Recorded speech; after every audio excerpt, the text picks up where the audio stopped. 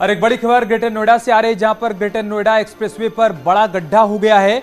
Sector 96 के पास expressway धंस गया है। 15 फीट लंबा और 2 फीट चौड़ा। ये देखिए किस तरह से एक गड्ढा बन गया है। कई किलोमीटर तक इसकी वजह से लंबा जाम लगा है। ये तस्वीरें आप देख पा रहे हैं ग्रेटर नोएडा पर एक्सप्रेसवे पर किस तरीके से बड़ा सा गड्ढा बन गया है।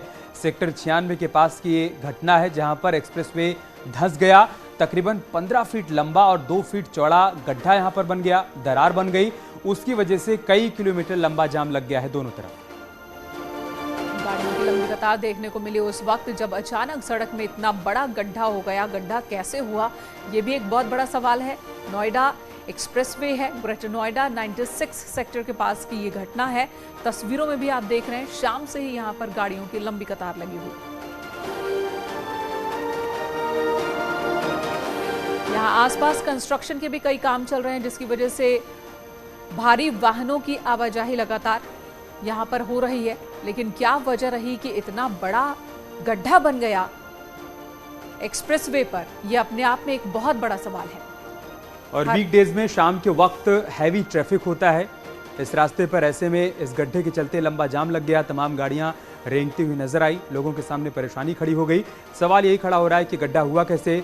तकरीबन 15 फीट लंबा और 2 फीट चौड़ा ये गड्ढा है। इस दरार की वजह से आवाजाही को रोक दी गई। फौरन ही अधिकारियों को भी इस बात की जानकारी दी गई है और यहाँ पर आप देखिए ट्रैफिक को पूरी तरीके से इस रास्ते पर रोक दिया गया। और बिल्कुल ये आधी सड़क को बैरिकेड कर दिया गया है ताकि कोई हादसा ना हो, इस गड्ढे में कोई फंसे ना, गिरे ना। इस वजह से आधी सड़क को बैरिकेड कर दिया गया है, ढक दिया गया है फिलहाल।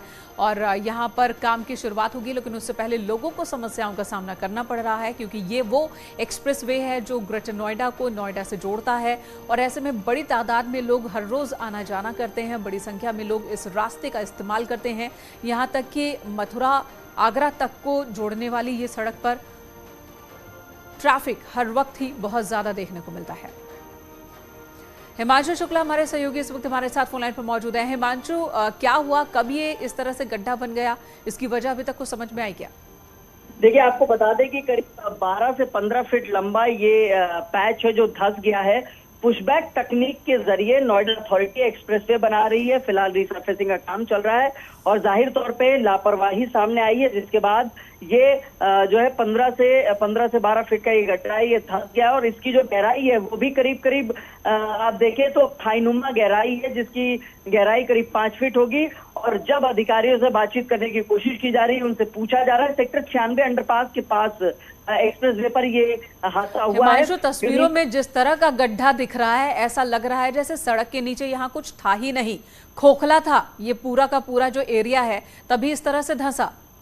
जी बिल्कुल, देखिए जाहिर तौर पे तस्वीरें स्पष्ट कर रही हैं और जब अधिकारी से बातचीत करने की कोशिश कर रहे हैं तो अधिकारी बिल्कुल भी जवाब नहीं दे रहे हैं और इन सब चीजों से बच रहे हैं। फिलहाल जिस तरीके की तस्वीरें आई हैं, कोई बड़ा हादसा हो सकता था। गनीमत यही रही कि उस दौरान कोई भी मौके पर मौजूद नहीं था। वो एक्सप्रेसवे का जो पैच धंसा है वहां पर कोई नहीं था। जी बहुत शुक्रिया हिमांशु आपका हमारे साथ जुड़ने के लिए और जानकारी हम तक पहुंचाने के लिए। और अगली खबर है यूके SSS से जुड़ी हुई पेपर लीक मामले में एक और बड़ी खबर। यूपी के धामपुर से आरोपी केंद्रपाल को गिरफ्तार किया गया है। केंद्रपाल इस मामले में 24वीं गिरफ्तारी के तौर पर बताया जा रहा है। एसटीएफ पूछताछ के लिए धामपुर गई थी और पूछताछ के बाद केंद्रपाल को गिरफ्तार कर लिया गया। केंद्रपाल इस मामले में मास्टरमाइंड माना जा रहा है। उसका हाकम सिंह और चंदन मंडराल के साथ करीबी संबंध सामने आया। अरेस्टिंग से बचने के लिए जमानत तोड़कर खुद ही जेल गया था और चुपके से दूसरी जमानत लेकर रिहा हो गया था और फरार होने की कोशिश कर रहा था, लेकिन एसटीएफ ने जाल बिछाया और केंद्रपाल को दबोच लिया गया। बड़ी कार्रवाई पेपर लीक मामले में मानी जा रही है।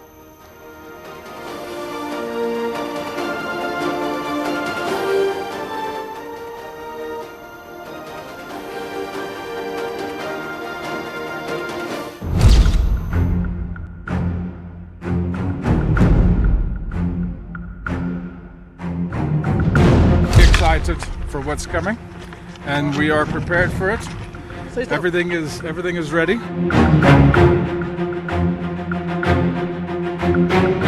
ये लाइट ब्लिंक करनी स्टार्ट कर देगी। इट मीन्स ये करंट तैयार हो गया है and then I will simply press that button.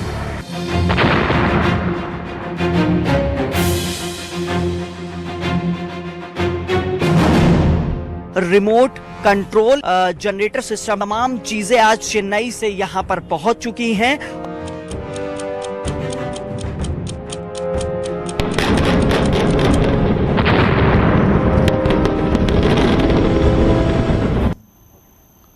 तो कई दिनों से चर्चा है कि 9 सेकंड में जमींदोज हो जाएगा ट्विन टावर, लेकिन क्या वाकई सिर्फ 9 सेकंड ही लगेंगे? ऐसा नहीं है। जैसे ही बटन प्रेस किया जाएगा तो शुरुआत में 3 सेकंड सर्किट में करंट पास होने में लगेंगे, जबकि पहले टावर को डिमोलिश होने में 5 सेकंड लगेंगे, जबकि दूसरे टावर को डिमोलिश होने में 4 सेकंड लग जाएगा। इस तरह कुल मिलाकर 12 सेकंड का वक्त लगेगा। 2:30 बजते ही 1 से 10 तक की गिनती होगी और इसके बाद बटन प्रेस कर दिया जाएगा।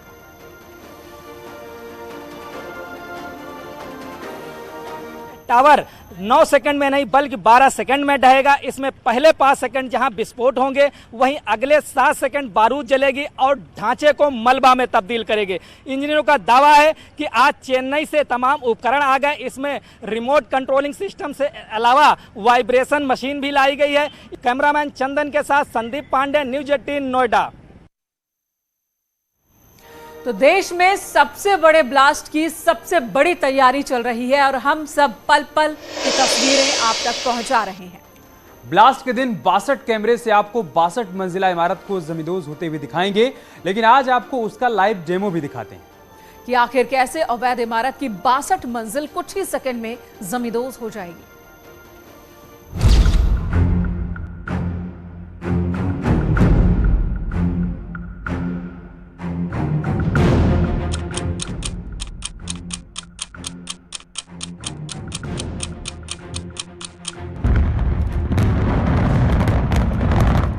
अट्ठाईस अगस्त की दोपहर 2:30 बजे तस्वीर कुछ ऐसी होगी। एक बटन दबेगा और पूरी बिल्डिंग भरभरा कर गिर जाएगी। बिल्डिंग को ध्वस्त करने के लिए रिमोट कंट्रोल सिस्टम चेन्नई से नोएडा के सेक्टर 93 पहुंच चुका है। ट्विन टावर साइट पर तैयारियां जारी हैं। चेन्नई से रिमोट कंट्रोल सिस्टम भी पावर जनरेट करने वाले बॉक्स के साथ ट्विन टावर पहुंच गया है।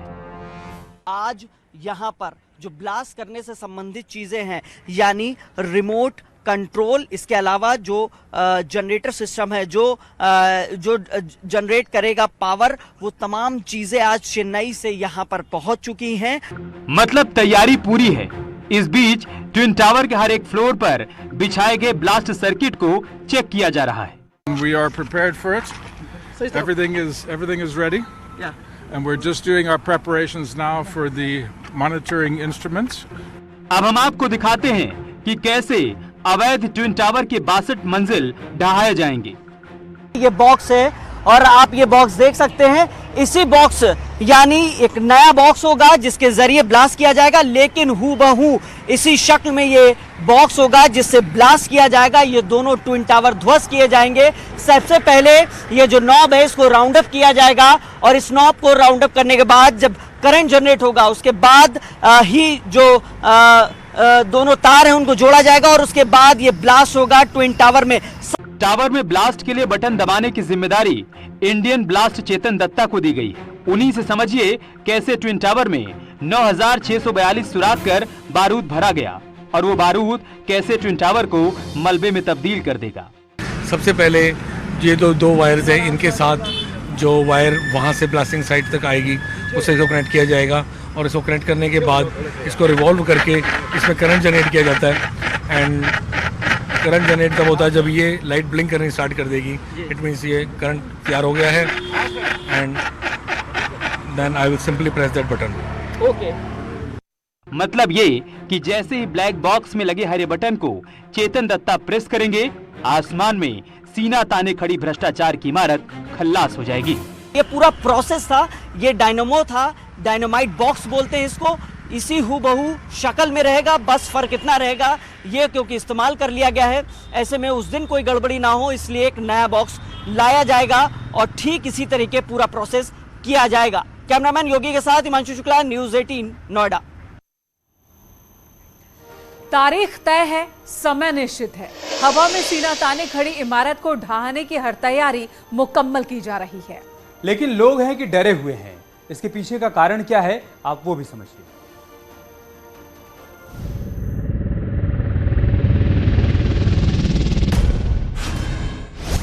ट्विन टावर 28 अगस्त को ध्वस्त होगा, लेकिन जैसे जैसे वक्त करीब आ रहा है लोगों में डर बढ़ता जा रहा है। हालांकि सेफ्टी के लिहाज से तमाम कदम उठाए जा रहे हैं। ट्विन टावर के आसपास कई हाउसिंग सोसाइटीज हैं जिन्हें सुरक्षित रखने के लिए कदम उठाए जा रहे हैं। ट्विन टावर के पास स्थित एमराल्ड कोर्ट में पिलर्स की मरम्मत का काम जारी है ताकि ट्विन टावर में होने वाले ब्लास्ट से पैदा होने वाले वाइब्रेशन का असर एमराल्ड कोर्ट पर ना पड़े। यहां से 50 से ज्यादा पिलर्स की मरम्मत की जा रही है। इसके अलावा सोसाइटी के घरों को खाली किया जा रहा है। लोग अपना घर खाली कर दूसरी जगह पर जा रहे हैं। लोगों को डर है कि कहीं ब्लास्ट का असर उनके घर पर न पड़े। जब यहाँ पे काम होता था तभी वाइब्रेशन से ऐसे लगता था कि यहाँ पे जैसे कि अर्थक्वेक आने वाला है। तो जब एक्चुअल में डिमोलिशन होगा so we just keeping our finger cross कि हमारे घर को कुछ ना हो, सो दैट हम आराम से वापस आके यहाँ पर रह सकें। जिन फ्लैट्स को लोग खाली कर रहे हैं उनकी बिजली काट दी गई है। विंडो और गेट पर गत्ता लगा दिया गया है ताकि धूल को अंदर जाने से रोका जा सके। ये बात और है कि कोई भी सहमत नहीं है कि धूल को रोका जा सकेगा। 4 बेडरूम का एक अपार्टमेंट हायर किया, रेंट पे लिया है, सो दैट हम, क्योंकि हमारी फैमिली बड़ी है and we have 2 kids in the family, 1 expecting mother and 1 patient in the family, तो हमें एक साफ सुथरी जगह चाहिए थी, तो कि हम पूरा डीप क्लीनिंग कराने के बाद ही हम घर में वापस आएंगे।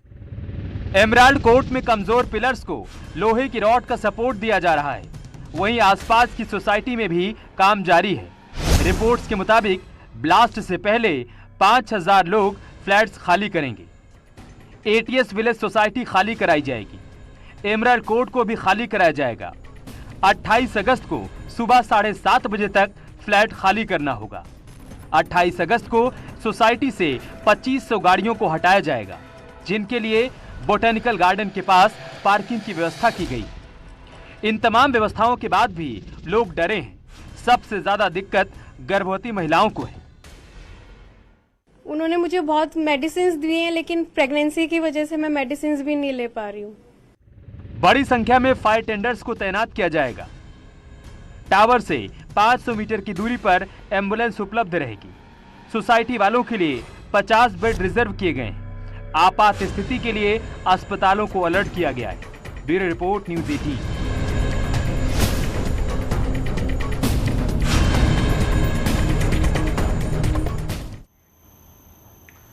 तो ट्विन टावर के ध्वस्तीकरण में हर मुमकिन जोखिम को कम से कम करने के लिए कदम उठाए जा रहे हैं।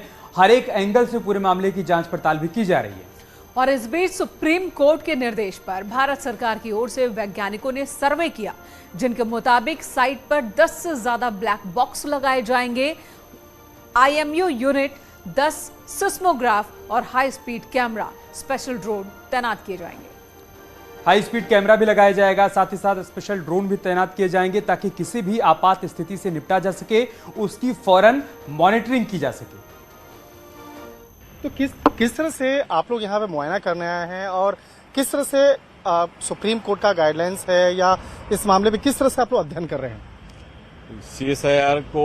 CSIR टीम को बेसिकली सुप्रीम कोर्ट का एक ऐसा आदेश है कि ये डिमोलिशन का जो काम है जनहित में कैसे सुरक्षित तरीके से किया जाए, उसके लिए टेक्निकल असिस्टेंस की क्या जरूरत है, वो जो एजेंसीज यहाँ पे लगी है उसको टेक्निकल असिस्टेंस देने की जिम्मेदारी CSIR की टीम को, CBRI की टीम को, सिम्फर की टीम को ये दिया गया है। तो आज हम लोग इसको ऐसा एक बहुत बढ़िया साइंटिफिक अपॉर्चुनिटी की तरह देखते हैं एंड एक लार्ज डाटाबेस साइंटिफिक इंस्ट्रूमेंट्स को डिप्लॉय करते हुए, ताकि फ्यूचर के जितने भी काम है इसके लिए हम एक प्रॉपर स्टैंडर्ड्स गाइडलाइंस जारी कर सके, बना सके। तो हम लोग अभी बेसिकली इस सारे साइंटिफिक इंस्ट्रूमेंट्स को कहाँ पे लगाएं, कैसे बेस्ट तरीके से डाटा इसको ले सके, हम लोग बेसिकली उसके लिए सर्वे कर रहे हैं। तो अभी इस टाइम पे हम लोग ATS बिल्डिंग के पास में हैं और इसमें 5-6 हम लोग टोटल खूब सारे इंस्ट्रूमेंट्स लगा रहे हैं। उसमें से 17 जियोटेक्निकल सिस्मोग्राफ्स भी हैं, ट्राइक्सल ट्रांसड्यूसर्स भी हैं, IMU यूनिट्स भी हैं, कुछ ब्लैक बॉक्सेस भी हैं। तो उन सब इंस्ट्रूमेंट्स का बेसिकली हम लोग चाह रहे हैं कि इंस्ट्रूमेंट का जो लोकेशन है उसको हम पहले आइडेंटिफाई कर लें और एक बार देख लेकर, क्योंकि उस दिन समय नहीं मिलेगा, हम लोग पहले से उन सब चीज़ों को फाइनलाइज कर लेंगे। तो ट्विन टावर के ध्वस्तीकरण पर सुप्रीम कोर्ट की पैनी नजर है शुरू से ही, तो वहीं सीएम योगी आदित्यनाथ ने भी नजर बनाकर रखी है। सीएम योगी लगातार इस पूरी तैयारी को बारीकी से देख रहे हैं। मानकों का ध्यान रखा जाए, ये उनकी तरफ से निर्देश दिया गया है। इसके अलावा सोसाइटी को खाली कराया जाए, ये भी सुनिश्चित हो, ये भी कहा है सीएम योगी ने। बिल्कुल, तो सुरक्षा सुनिश्चित होनी चाहिए। तैयारियों की समीक्षा कर नए निर्देश भी उन्होंने दिए हैं कि सीएम ने यह भी कहा है कि समीक्षा बैठक के दौरान कि आईआईडीसी ने साफ किया है कि आसपास की सोसाइटी को खाली करवा लिया जाएगा और साथ ही सभी सुरक्षा मानकों का पालन किया जाएगा। कोर्ट का एक नज़ीर बनेगा आने वाले समय में उन सब के लिए जो ये सोचते हैं कि हम कुछ भी कर लें, हमारा कोई कुछ नहीं बिगाड़ सकता, हम कुछ भी गलत कर लें, सही कर लें। किन परिस्थितियों में ये टावर बनी, किन परिस्थितियों में क्या क्या चूक हुई, ये मैं इस विषय का विशेषज्ञ नहीं हूँ। और बिल्डिंग डिमोलेशन के बाद सबसे बड़ी चुनौती प्रदूषण कंट्रोल करने की होगी, जिसको लेकर रेजिडेंट्स भी चिंता जता रहे हैं। पर्यावरणविद भी चिंता में है कि आखिर इसके बाद जो पॉल्यूशन होगा उसे किस तरह से हटाया जाएगा।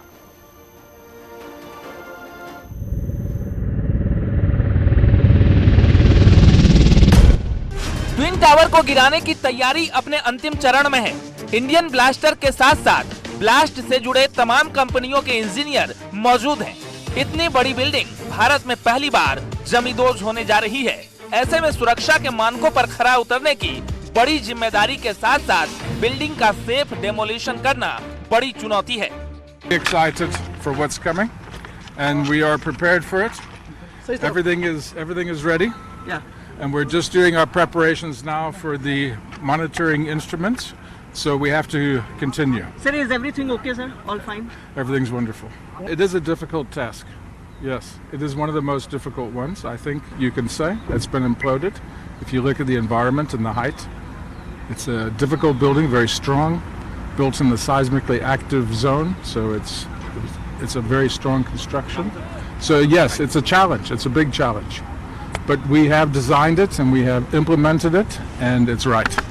जेट डिमोलेशन कंपनी का मानना है कि ये बेहद मुश्किल टास्क है, क्योंकि पर्यावरण की दृष्टि से ज्यादा नुकसान हो सकता है, जिसके लिए प्रदूषण कंट्रोल बोर्ड ने कुछ इंतजाम भी किए हैं। 6 पॉल्यूशन मॉनिटरिंग मशीन लगाई गई है, जिससे 24 घंटे प्रदूषण की निगरानी होगी। इसके अलावा ब्लास्ट के दिन एंटी स्मॉग गन भी लगाए जाएंगे। प्रदूषण कंट्रोल के लिए प्रदूषण कंट्रोल बोर्ड ने 200 लोग तैनात किए हैं, जो पानी का छिड़काव करेंगे, साथ ही मैनुअल साफ सफाई भी करेंगे। एक अनुमान के मुताबिक ट्विन टावर के गिरने के बाद वायु प्रदूषण का PM 2.5 और PM 10 करीब 10 गुना तक ज्यादा बढ़ सकता है। पॉल्यूशन बोर्ड का कहना है कि धूल को सतह पर बैठने में करीब 30 मिनट लगेगा। ऐसे में प्रदूषण को रोकना किसी चुनौती से कम नहीं। इमीडिएट आफ्टर डिमोलिशन नोएडा प्राधिकरण ने रिगरस प्लान बना रखा है। हेल्थ डिपार्टमेंट ने, हम लोगों के यहाँ पर मैन पावर रहेगा, मैकेनिकल स्वीपर सारे जो है रहेंगे वर्किंग में, मैनुअल ब्रूमिंग रहेगी। इसके अलावा वाटर स्प्रिंकलिंग, चारों तरफ एंटी स्मॉग गन्स लगाने का भी हम लोगों ने जो है तैयारी की हुई है। इस तरीके और डिमोलिशन के बाद जो डस्ट जनरेट होगी, जैसे कि हमें बताया गया है कि आधे घंटे के अंदर वो हैवी डस्ट सेटल हो जाएगी, तो सारी एरिया की क्लीनिंग का कार्य जो है युद्ध स्तर पे किया जाएगा। उधर ट्विन टावर के पास की सोसाइटी एमराल्ड कोर्ट में पिलर्स की मरम्मत की जा रही है, क्योंकि ये ट्विन टावर से सबसे नजदीक करीब 15 से 20 मीटर की दूरी पर है। आशंका है कि वाइब्रेशन का सबसे ज्यादा असर इस सोसाइटी पर पड़ेगा। Bureau report, news 18।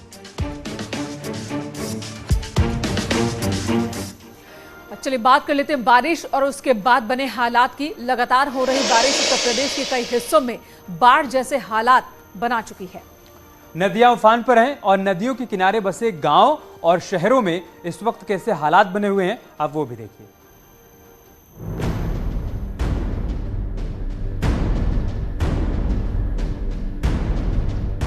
पानी में चलना शौक नहीं, मजबूरी है। जिंदगी के लिए बेहद जरूरी है, क्योंकि रास्ते डूब गए हैं।